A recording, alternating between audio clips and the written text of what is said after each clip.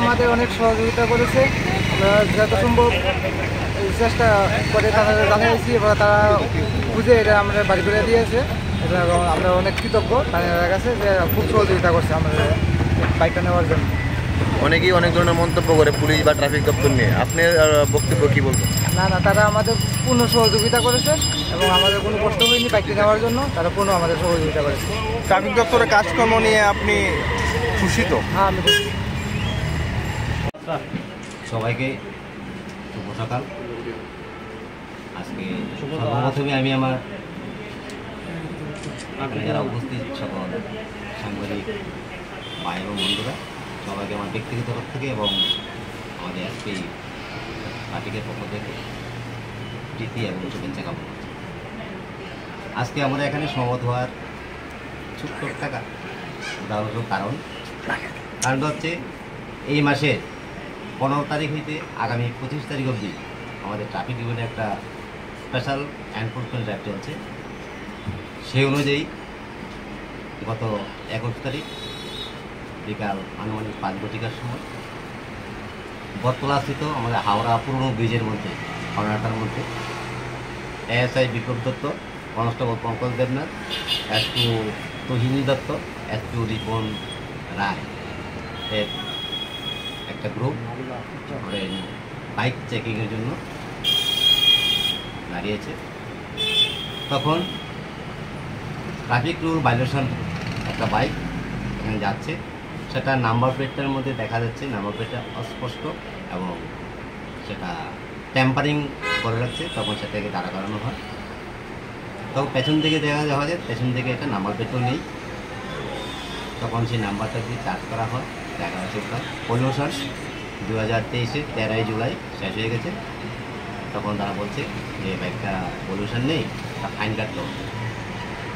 এই কথা বলার সঙ্গে সঙ্গে যিনি বাইকটি এটা মানে শরীরের যে একটা আমরা নর্মাল মানুষের যে একটা জিনিস থাকে সেটা হচ্ছে অন্যমনস্ক লাগছে, নাড়াচাড়া করছে, মানে চলে যাবে এখান থেকে, ঘাম জড়াচ্ছে।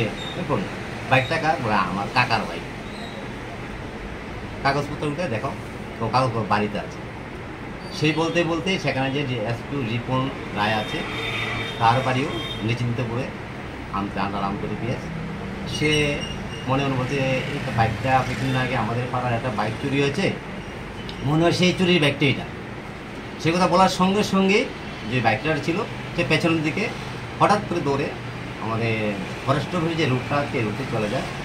তাকে ধরা যায়নি, কেননা ওই সময়টার মধ্যে আমাদের ট্রাফিক অনেকটাই বেশি, তার জন্য ওকে পাওয়া যায়নি।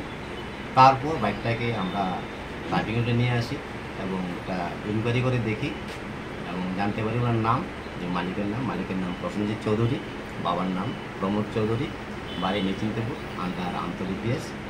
তখন তাকে ফোন করা হয় এবং আসার পর তাকে জিজ্ঞেস করি কী হয়েছে। তখন উনি বলেছেন যে আমি 19 তারিখ বিকেলবেলা আমার এই পাশের বাড়ির গ্রামে হরিপুরে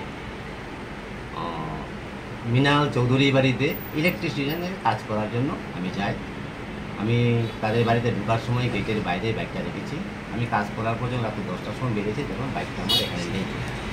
তখন তাই উনি ওনার সাধ্যমতো দুটো জায়গায় দেখেছেন, আশেপাশে কেউ দেখেছে কিনা আর পায়নি। তখন পরদিন সকালবেলা উনি আমতলী থানায় এসে একটা জিডিএনটি করে, জিডিএনটিতে আমরা 18 ডেট 20/7/2025 যেটা আমরা তখন ও জিডিএনটি নিয়ে আমরা কাগজটা নিয়ে আসছি। তো উনি জিডিএনটি হচ্ছে 20 তারিখ, আমরা 21 তারিখ সন্ধ্যার সময় 24 ঘন্টার মধ্যে আমরা সেই বাইকটা রিকভারি করতে পেরেছি। রিকভারির পর আমরা আজকে আপনাদের সামনেই সেই যে প্রকৃত মালিক প্রসেনজিৎ চৌধুরীর হাতে আমরা বাইকটা তুলে দেবো। আমি পাশাপাশি বলতে চাই আমরা ট্রাফিক দপ্তর সচেতনামূলক কাজ করার পাশাপাশিও কারোর হারিয়ে যাওয়া, কারোর মিসিং হওয়া জিনিসপত্র আমরা মানুষকে পাইয়ে দিয়ে বা প্রকৃত মালিকের হাতে হস্তান্তর করতে সম্মুখ হতে পারি। চুরকে পাওয়া গেছে? চুরকে পাওয়া যায়নি, কেন ট্রাফিক যেমন বেশি ছিল তার জন্য আমরা স্টাফ ছিল মাত্র 2 জন, তার জন্য ওই সময়টায় অনেকটা ট্রাফিক জ্যাম থাকে, ও দৌড়ে পালিয়ে যায়।